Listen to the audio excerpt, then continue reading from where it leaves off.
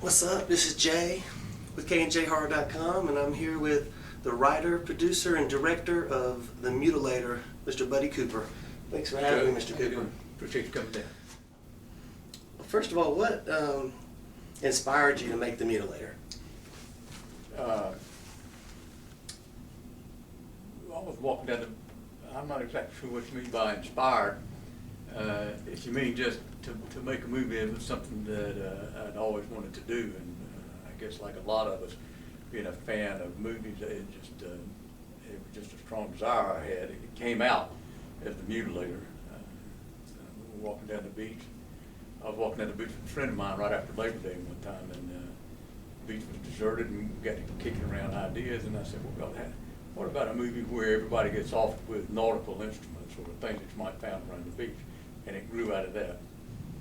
That's interesting because I don't know of any other horror film.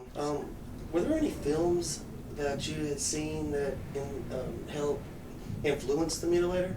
The formulaic aspect of the Fall Break, I guess, grew out of all the ones that were being made at that time and a little bit earlier.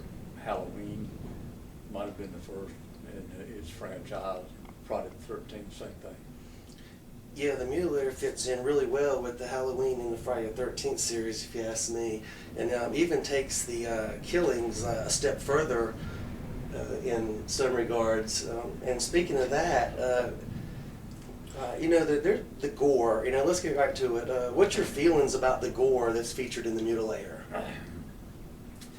Joe, the picture, at the time the picture was made, I was a gore fan.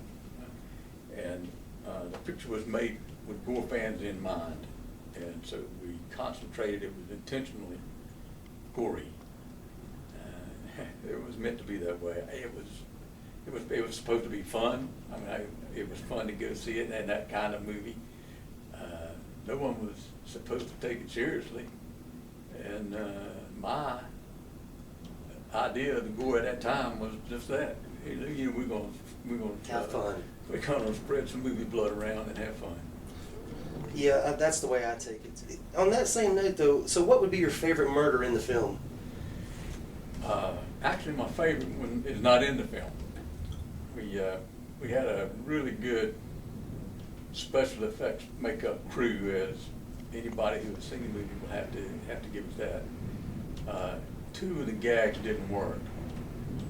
One, the Maury's death with the outboard motor was supposed to happen differently, and the gag just didn't work, so we switched and did it that way. My favorite one was the girl played by Frances Rain in the swimming pool.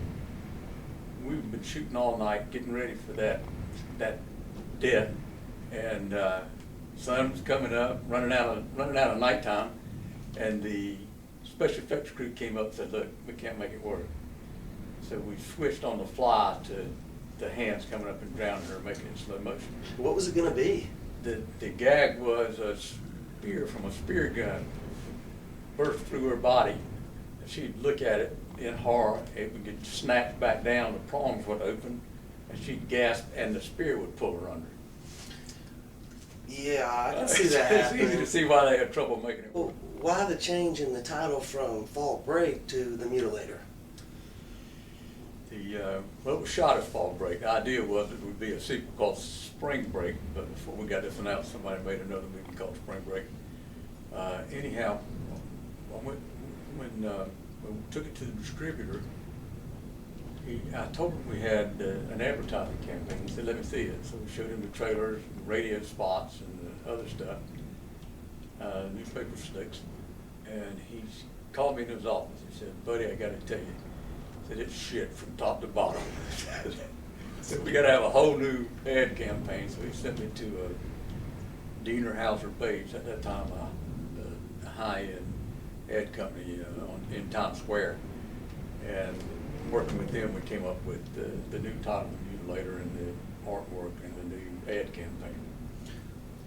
Well, The Mutilator is a great title. I mean, it tells you what you're going to get. That was anybody else like that? Like Trace? How did he get into the film? Who's that? Trace is my son. He played Little Ed. Our daughter Hallett was one of the cheerleaders coming out. I was walking in front of Hallett Hall. the gentleman who comes out of Hallett Hall and meets up with a couple of students and walks off with my dad. And one of the women standing on the street corner with my sister. John Douglas, co-director, who was a bit of a wag, quipped, buddy, not many people shoot their home movies in 35 millimeter or something like that. Yeah, everybody, hey, if I was there and I knew you, please get me in your film, sir. You'd have been. After almost a quarter century since you've released a film, do you have anything that you'd like to say to all the fans and supporters of The Mutilator? Thanks, I suppose. I hope that it's been fun for everybody to watch and talk about it all the years. It certainly was fun for us to make it, and the intent was that it be fun. And so I'm glad that some people find it entertaining, and thanks a lot. Well, it's great, and speaking on everybody's behalf, if you didn't know what a gaff was before you watched The Mutilator, you know what a gaff is when you finish it. Yeah, you know what that is. Mm-hmm. That's in storage too. Come on, I'll show it to you. All right, thanks a lot, sir. I appreciate your time very much.